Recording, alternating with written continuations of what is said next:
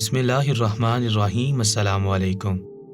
Roger rail story channel پر آنے والے تمام ویورز کو خوش آمدید کہتے ہیں۔ وہ عورت جہاں سے بھی گزر رہی تھی لوگ اسے برا بھلا کہہ رہے تھے۔ سانس لینا ان سے دشوار ہو چکا تھا۔ اپنے ناک پر کپڑا رکھ کر کہنے لگے کہ یہ کیسی عورت ہے؟ ارے یہ عورت نہیں، خبیث ہے، خبیث۔ یہ تو خبیث کی ماں معلوم ہوتی ہے۔ ارے دیکھو تو اس کو، اتنی گندی بدبو تو کسی مردار سے ہی آ سکتی ہے۔ اس وقت بازار میں جتنے بھی لوگ موجود تھے سب اس طرح کی باتیں کر رہے تھے۔ جہاں جہاں سے وہ عورت گزر کر جا رہی تھی لوگ راستہ چھوڑتے جا رہے تھے۔ اس عورت نے کالے رنگ کا جلباب پہن رکھا تھا، خود کو مکمل طور پر ڈھانپ رکھا تھا، صرف اس کی آنکھیں ہی تھیں جو لوگوں کو دکھائی دے رہی تھی۔ دور سے اگر کوئی اس حسین عورت کو دیکھتا تو دیکھتے ہی اس پر دل ہار بیٹھتا۔ اس قدر حسین لڑکی تو آج سے پہلے انہوں نے کہیں نہیں دیکھی ہوگی، لیکن جیسے ہی عورت ان کے قریب جاتی تو اس کے جسم سے اٹھتی ہوئی انتہائی گندی بدبو محسوس کر کے تو لوگوں کو اباکیاں آنے لگی تھیں۔ جہاں دور سے وہ لڑکی حسن کی ملکہ لگتی تھی، پاس آنے پر وہ کسی بدبو کا ڈھیر معلوم ہوتی تھی۔ سب سے انوکھی بات جو لوگوں کو لگ رہی تھی وہ یہ تھی کہ اس کی گردن سے لے کر سینے کی جگہ بے حد بھری ہوئی تھی۔ سمجھ نہیں آتی تھی کہ آخر ایسی کون سی چیز ہے جو اس نے اپنے گلے سے لگا کر سینے تک لٹکا رکھی ہے۔ وہ عورت چلتے چلتے سلطان کے دربار سے ابھی کچھ دوری پر ہی پہنچی تھی کہ جب گلی میں کچھ بچوں نے اس عورت کو دیکھا۔ اس بدبودار عورت کو دیکھ کر اسے بیکار سمجھنے لگے اور پتھر اٹھا اٹھا کر اسے مارنے لگے۔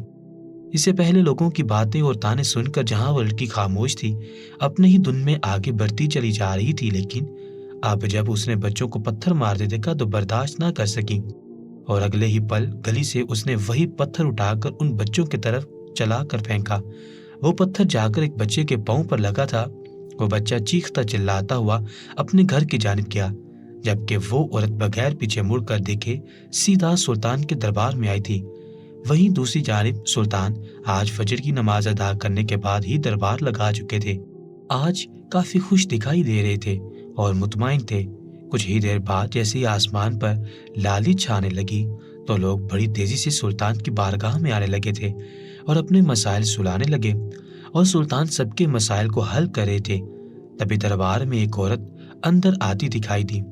جیسے اس عورت نے دربار میں قدم رکھا تھا ایک بدبو پورے دربار میں پھیلنے لگی۔ ہر کوئی اس بدبو میں سانس لیتے ہوئے الجھن محسوس کر رہا تھا۔ لوگ آس پاس دیکھ رہے تھے کہ آخر یہ بدبو کہاں سے آ رہی ہے۔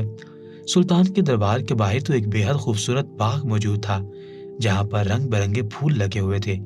ہر وقت وہاں سے پھولوں کی خوشبو آتی رہتی تھی، لیکن پھر یہ اچانک بدبو کہاں سے آنے لگی تھی؟ ایسے لگ رہا تھا جیسے کوئی مردار جانور یہاں پر کسی نے مار کر پھینک دیا ہو۔ سلطان تک بھی یہ بدبو پہنچی تھی۔ تبھی سلطان کا دھیان دربار میں اس عورت پر گیا جو ایک جانب کو کھڑی تھی۔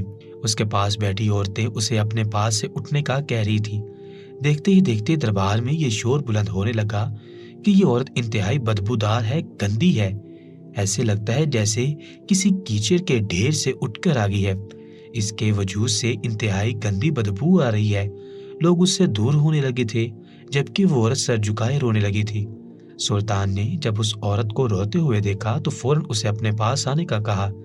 جیسے جیسے وہ چل کر دربار میں سلطان کے تخت کے پاس آ رہی تھی تو انہیں ان کے سینے اور گردن کے پاس ابری ہوئی کوئی چیز دکھائی دینے لگی۔ یہ بدبو اب سلطان کے لیے بھی برداشت کرنا مشکل ہو چکی تھی، لیکن پھر بھی وہ ایک رعب اور دبدبے کے ساتھ وہاں پر نشست پر براجمان تھے۔ وہ عورت جیسے ہی سلطان کے سامنے آئی تو جھک کر سلطان کو سلام کرنے لگی۔ لوگ اس کے عقب میں بیٹھے ہوئے اباکیاں لے رہے تھے، کہہ رہے تھے توبہ توبہ، یہ عورت تو لگتا ہے غسل ہی نہیں کرتی، اس کے وجود سے اس قدر گندی بدبو آ رہی ہے، اس پر تو لگتا ہے اللہ کا عذاب نازل ہو چکا ہے۔ وہ عورت روتے ہوئے ہر ایک کی بات سن رہی تھی۔ جب سلطان نے وہاں پر موجود لوگوں کو خاموش کروا دیا اور زور سے سوال کرنے لگے، بتاؤ کیا ماجرا ہے، تم کس لیے ہمارے دربار میں تشریف لائی ہو؟ سلطان کی بات سن کر اس نے نظریں اٹھا کر سلطان کو دیکھا اور اگلے ہی پل اپنے گرد لپیٹی ہوئی ایک بڑی چادر کو کھولنا شروع کر دیا۔ ہر کوئی حیرت سے اس عورت کو دیکھ رہا تھا۔ وہاں پر جتنے بھی لوگ موجود تھے سبھی حیران تھے۔ وہاں پر موجود عورتوں نے پردہ کر رکھا تھا، لیکن یہ کیسی عورت تھی جو سلطان کی جانب چہرہ کیے کھڑی تھی اور اپنے وجود سے چادر کو بھی جدا کر رہی تھی۔ سلطان کی نظریں اس کے وجود پر مرکوز تھیں۔ جیسے ہی اس نے اپنے وجود سے چادر کو الگ کیا اور اپنا سینہ سلطان کو دکھایا تو اگلے ہی پل سلطان کی آنکھیں حیرت سے پھٹی کی پھٹی رہ گئی تھی۔ چادر کے بند کھلنے تھے کہ وہاں پر بدبو بھی پہلے سے زیادہ پھیلنے لگی۔ کتنے ہی لوگ تھے جو دربار سے اٹھ کر باہر چلے گئے کیونکہ ان سے یہ بدبو برداشت کرنا اب آسان نہیں تھی۔ وہ عورت روتے ہوئے کہنے لگی کہ سلطان، میں اب بہت بڑی مصیبت میں پھنس چکی ہوں، خدا را میری مدد کیجیے، ایک آپ ہی ہیں جو مجھے سزا سے نجات دلوا سکتے ہیں۔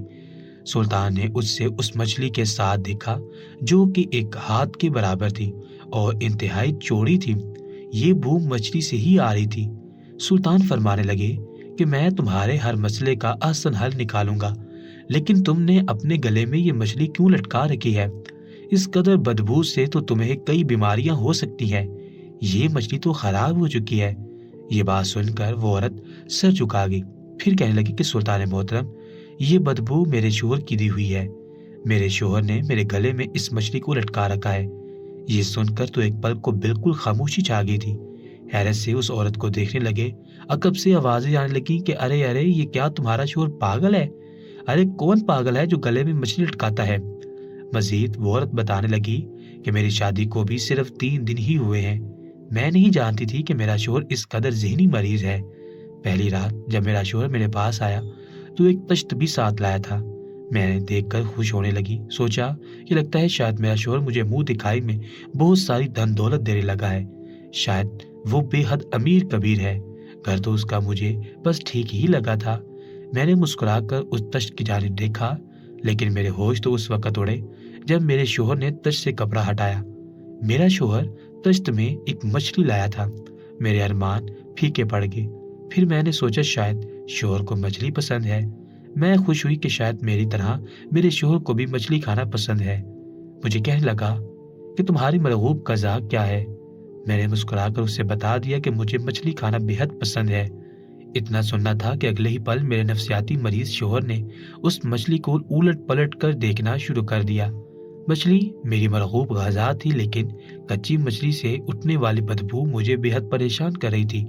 میں اپنے منہ کے آگے ہاتھ رکھنے لگی، اپنے شوہر سے کہنے لگی کہ آپ اس مچھلی کو یہاں کیوں لے آئے ہیں؟ میرا غسل لباس خراب ہو رہا ہے، اس سے اڑتی ہوئی بدبو مجھے الجھن دے رہی ہے۔ لیکن بجائے میری بات سننے کے میرے شوہر نے کہا کہ تمہیں تو یہ مچھلی کھانا بے حد پسند ہے، تو پھر اس کی بدبو سے نفرت کیوں کرتی ہو؟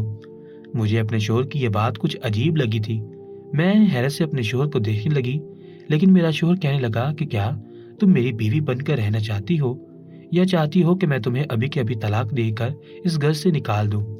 اتنا سننا تھا کہ میں نے کانپ کر اپنے شوہر سے کہا کہ خدا را ایسا مت کرنا، آخر میری غلطی کیا ہے؟ میرے ماں باپ نے تم پر اعتبار کر کے میرا رشتہ تمہارے ساتھ طے کیا تھا، ہمارے ہاتھوں 7 پشتوں میں کبھی بھی کسی کو طلاق نہیں ہوئی۔ میں مر جاؤں گی، سب کچھ کروں گی، لیکن آپ مجھے طلاق مت دیجیے گا۔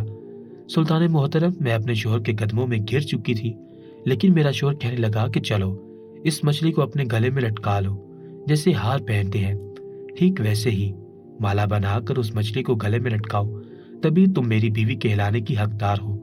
مجھے اس مچھلی سے انتہائی بدبو آ رہی تھی، لیکن اس کے باوجود شوہر کے کہنے پر میں نے اس مچھلی کو گلے میں لٹکا دیا۔ میرا شوہر مجھے اس مچھلی کے ساتھ دیکھتا رہا اور پھر مجھ سے دور ہٹ کر سو گیا۔ ساری رات وہ میرے قریب نہیں آیا تھا اور پھر اس کے بعد اس کا یہ معمول ہی بن گیا۔ ساری رات وہ مچھلی میرے گلے میں لٹکی رہی، میں ٹھیک سے سو نہیں سکی۔ جیسے صبح ہوئی تو میرے شوہر نے اس مچھلی کو میرے حلق سے اتارا، بدبو سے میری حالت غیر ہو رہی تھی۔ میرا شوہر مجھ سے کہنے لگا کہ تم اس مچھلی کو بناؤ، خود بھی کھاؤ اور مجھے بھی کھلاؤ۔ اس مچھلی سے اس قدر بدبو آ چکی تھی کہ کھانا محال تھا، لیکن شوہر کے کہنے پر میں نے وہ مچھلی بنائی اور اپنے شوہر کو دے دی۔ میں نہیں جانتی تھی کہ میرا شوہر مجھ سے کس بات کا بدلہ لے رہا ہے، لیکن اب 3 روز سے مسلسل وہ یہی سب کچھ کر رہا ہے۔ مجھ سے اب مزید یہ سب کچھ برداشت کرنا مشکل ہو گیا تو میں آپ کے دربار میں چلی آئی۔ میرا شوہر ابھی بھی مجھ پر تشدد کر کے گھر سے نکلا ہے۔ میں نہیں جانتی آخر کس بات کی سزا ہے جو میرا شوہر مجھے دے رہا ہے۔ دنیا کے سامنے شریف اور با اخلاق بن کر رہتا ہے، لیکن جب بات مجھ پر آئی तो अभी मेरे हाथों से तो उसके नाम की मेहंदी तक नहीं उतरी और उसने मुझ पर हाथ उठाना भी शुरू कर दिया। उस औरत पर गुजरी सुनकर वहां मौजूद लोग रोने लगे। आंखों में आंसू आने लगे थे। उस औरत पे जुल्म हो रहा था। हर कोई शर्मिंदा शर्मिंदा दिखाई देने लगा था और उसके शोहर को बुरा कहने लगा। लोग एक दूसरे से चहमगोइयां कर रहे थे और फिर सुल्तान को देख रहे थे कि आखिर सुल्तान क्या फैसला सुनाते हैं। हर कोई मुंतजिर था, बस सुल्तान के चेहरे पर ही नजर गाड़े हुए थे। जब सुल्तान ने सिपाहियों को बुलाया और फरमाने लगे कि जाओ इस औरत के शोहर को लेकर आओ। वो औरत घबरा चुकी थी। घबराते हुए कहने लगी कि नहीं सुल्तान मोहतरम, ऐसा मत कीजिएगा। मेरा शोहर अगर यहाँ पर आ गया और उसे इल्म हो गया कि मैं यहाँ पर आपके पास उसकी शिकायत लेकर आई हूँ तो कहीं वो मुझे तलाक ही ना दे दे। सुल्तान ने जब उस औरत की बात सुनी तो फरमाने लगे कि फिक्र मत करो, मेरे दरबार में आने के बाद किसी में जुर्रत नहीं कि गलती का इर्तिकाब भी करे। वो औरत एक जानिब को खामोश होकर खड़ी हो चुकी थी और तब तक सुल्तान बाकियों के मामला सुलझाने लगे थे। कुछ देर बाद ही सिपाही उस औरत के शोहर को लेकर वहां पर पहुंच चुके थे। वो शख्स थोड़ा घबराया हुआ था, बार बार सिपाहियों से सवाल कर रहा था कि आखिर मुझे क्यों लाया गया है। मैं तो अपने कारोबार में हेरा फेरी भी नहीं करता, इज्जत की जिंदगी गुजार रहा हूँ। लेकिन जैसे ही दरबार में दाखिल हुआ और अपनी बीवी को वहां पर खड़ा पाया तो अगले ही पल उसके चेहरे के जाविये बिगड़ चुके थे। वो चलते चलते सुल्तान के सामने आकर खड़ा हो गया और झुककर सलाम करने लगा। कहने लगा, सुल्तान मोहतरम, जान की अमान हो, अल्लाह ताला आपको हमेशा खुशो खुर्म रखे। आप जैसे सुल्तान बहुत कम ही देखने को मिलते हैं जो अपनी राय के साथ इस कदर मुखलिस हैं। सुल्तान ने उसकी बात सुनी तो उससे बाखौफ देखने लगे। एक नजर उसकी बीवी पर डाली और फिर उस पर, और अगले ही पल सामने पड़ी मछली को देखा। जैसे ही उस शख्स की नजर उस मछली पर पड़ी तो वो घबरा चुका था, सर झुकाकर खड़ा हो गया। सुल्तान कितनी देर खामोश रहे। उन्होंने उस औरत के बारे में उसके शोहर से एक लफ्ज भी नहीं पूछा था, ना ही ये कहा था कि ये तुम्हारी बीवी यहाँ तुम्हारे बारे में क्या कुछ कह रही है, बल्कि खामोशी से सुल्तान उसका चेहरा देखते रहे। और फिर अगले ही पल जो फैसला सुनाया सुनकर सबके होश उड़ चुके थे। कोई यकीन भी नहीं कर सकता था कि सुल्तान इस तरह का भी फैसला सुना सकते हैं। पहली मर्तबा सब ने सुल्तान को हैरत की नजरों से देखा था। सुल्तान अगले ही पल इंतहाई सख्त लहजे में सिपाहियों से कहने लगे कि सिपाहियों, इस औरत को कैद खाने में डाल दिया जाए। सिपाहियों को भी एक पल को लगा जैसे उन्होंने गलत सुना है। वो सुल्तान के चेहरे की जानिब देखकर गोया ये यकीन करना चाहते थे कि क्या उन्होंने जो सुना है वो ठीक है, लेकिन जब उन्हें इस बात पर पुख्ता यकीन हो गया कि सुल्तान ने उस औरत के शोहर को नहीं बल्कि उसी औरत को ही कैद करने का कहा है तो सिपाही उसकी जानिब बढ़ने लगे। वो औरत रोने लगी, कहने लगी, सुल्तान ये आप क्या कर रहे हैं? मैं तो अपने शोहर की शिकायत लेकर आई थी। बगैर उसी वक्त वहां पर दरबार में भी लोगों में सरगोशियां शुरू होगी। कुछ लोगों का कहना था कि इस औरत की गलती क्या है, इसे क्यों कैद खाने में डाला जा रहा है। उसी पल सुल्तान कहने लगे, ये औरत जानी है, गुनहगार है, इसने अपने शोहर की अमानत में खयानत की है, इसकी सजा सिर्फ और सिर्फ मौत है, फिलहाल इसे कैद खाने में डाल दो। वो औरत घबराई हुई थी, सुल्तान का चेहरा देखने लगी। कहने लगी, सुल्तान मेरे साथ ऐसा मत कीजिए, आप मेरे शोहर की बातों में मत आइए। मैं तो गमों की मारी हुई आपके पास आई थी ताकि आप मुझे मेरे पागल जुनूनी शोहर से छुटकारा दिलवा सके, यहाँ इसे समझा सके। लेकिन सिपाही उस औरत को पकड़कर कैद खाने में ले जा चुके थे। वो औरत जब तक कैद खाने में नहीं गई थी उसने बहुत वावेला मचाया था। आसपास लोगों तक भी उसकी चीखें पहुंची थी। यूं जिन लोगों को उनके मामले के बारे में भी इल्म नहीं था वो भी चलते हुए वहां तक आ चुके थे। हर कोई एक दूसरे से पूछ रहा था कि आखिर वजह क्या बनी जो उस मछली वाली औरत को कैद खाने में डाला जा रहा है। आखिर को सुल्तान के दरबार में वो फरियाद करने आई थी। यूं लोगों ने एक दूसरे तक हकीकत पहुंचाना शुरू कर दी। उन लोगों के दिल में भी ये तजस्सुस बनने लगा कि आखिर सुल्तान ने उस औरत को जानी क्यों करार दिया है। ये औरत उल्टा अपने शोहर की शिकायत लगाने आई थी। वही जब कई तरह के सवालात सर उठाने लगे तो सुल्तान भी सोच में पड़ चुके थे। जानते थे कि उनकी रियाया उनके मुंह पर तो सवाल नहीं करेगी लेकिन पीठ पीछे सरगोशियां जरूर होंगी। सुल्तान ने दरबार में मौजूद उस मजमे को मुखातिब करके कहा कि क्या तुम लोग जानना चाहते हो कि मैंने उस औरत को क्यों कैद खाने में डाला। सब लोगों ने ही सवालिया नजरों से सुल्तान को देखा था। वहां वो शख्स भी एक जानिब को खड़ा था, سر جھکایا ہوا تھا۔ سلطان نے ایک نظر اس شخص پر ڈالی اور پھر ان سب لوگوں کو دیکھ کر کہنے لگے کہ میں حاکم وقت ہوں، جو بھی فیصلہ کروں گا بہتری کے لیے ہی کروں گا۔ آپ سبھی لوگوں کو یہ بات اندر ہی اندر کھل رہی ہے کہ میں نے کیوں اس عورت کو قید خانے میں ڈلوایا، تو حقیقت جان کر آپ سبھی لوگ بھی اس سے نفرت کرنے لگیں گے۔ میں حاکم وقت ہو کر اسے جو بھی سزا دوں، اس سے کسی کو بھی مسئلہ نہیں ہونا چاہیے۔ سلطان ایک دم سے سخت مزاج ہو چکے تھے۔ انہوں نے وجہ نہیں بتائی تھی، اس شخص کو بھی وہاں سے جانے کا کہا تھا اور پھر خود بھی دربار سے اٹھ کر چلے گئے تھے، جبکہ لوگ ایک دوسرے کا چہرہ دیکھنے لگے۔ دھیرے دھیرے سلطنت میں یہ بات بڑی تیزی سے گردش کرنے لگی کہ سلطان نے اس مچھلی والی لڑکی کو سزا کیوں دی؟ وہ تو اپنے شوہر کے ستم لے کر آئی تھی، پھر سلطان نے اسے ہی کیوں زانی قرار دے کر قید خانے میں ڈلوا دیا؟ کچھ لوگوں نے تو یہاں تک بھی کہنا شروع کر دیا کہ لگتا ہے سلطان کا اس پر دل آ گیا ہے، وہ اب اسے اپنی کنیز بنا کر رکھیں گے۔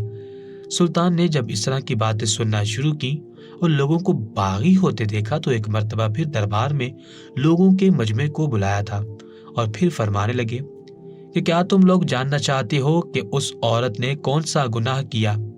یہ زانیہ ہے بھی یا نہیں؟ اور میں نے کیوں بغیر حقیقت جانے اسے سزا دی؟ سبھی وہاں پر حقیقت جاننا چاہتے تھے۔ سلطان نے وہاں پر کنیز کو بلایا اور کنیز سے فرمانے لگے کہ جاؤ دودھ کے 3 پیالے بھر کر لے آؤ۔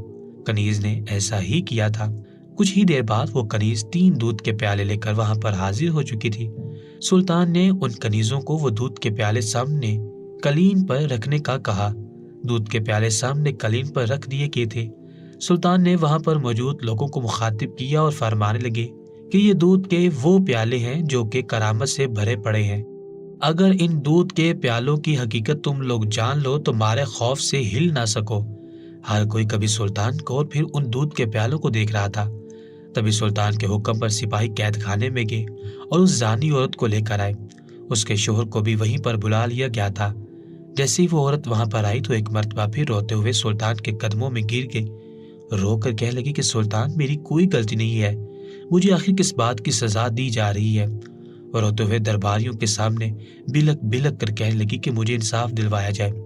اگر سلطان کو میری آنکھوں کا قرب دکھائی نہیں دیتا تو تم لوگ تو جانتے ہو میں کس قدر تکلیف سے گزر رہی ہوں۔ مگر سلطان نے جو بات کی وہ بات سن کر وہ عورت ٹھٹک چکی تھی۔ سلطان کہنے لگے کہ اگر تمہارا کہنا ہے کہ تم زانیہ نہیں ہو تو تم نے کوئی گناہ نہیں کیا، تو یہ دودھ کے پیالے دیکھو جو کہ کرامتی دودھ کے پیالے ہیں۔ یہ ایسے پیالے ہیں کہ اگر ان میں کوئی شخص باری باری دیکھے گا تو تیسرے پیالے میں اسے اپنی اشنا کی شکل دکھائی دے گی اور باقی 2 پیالوں پر خود بخود ہی اس آشنا کا نام لکھا ہوا دکھائی دینے لگے گا۔